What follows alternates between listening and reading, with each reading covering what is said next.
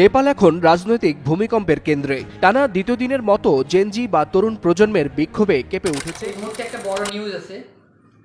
নিউজটা হলো এই যে বাংলাদেশের স্টাইলে শেখ হাসিনা যেভাবে বাংলাদেশ থেকে ছেড়ে পালিয়েছিল, ঠিক সেমভাবে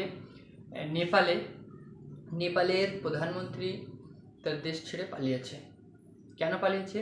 স্বৈরাচারীর শাসক এমনি বেশি দিন থাকে না, কারণ মানুষ এখন নিজের অধিকারকে কেড়ে নিতে শিখেছে।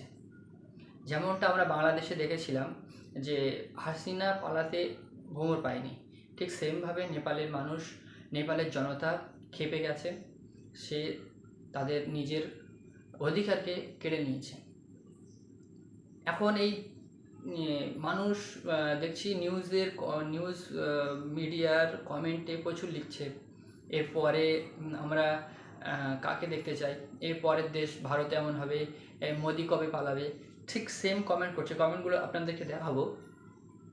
হ্যাঁ, কিন্তু আপনারা যারা আমার ভিডিও দেখছেন তাদের কমেন্ট আমি দেখতে চাই। তারা কি প্রথম শ্রীলঙ্কা হলো, তারপরে বাংলাদেশ হলো, আবার এখন নেপাল হচ্ছে। পরবর্তী মানে সবার মানুষের মনে একটা কিউরিওসিটি হয়েছে যে পরের দেশটা কোনটা হতে চলেছে। আপনাদের কি রায় মত কমেন্টে ঠিক জানাবেন।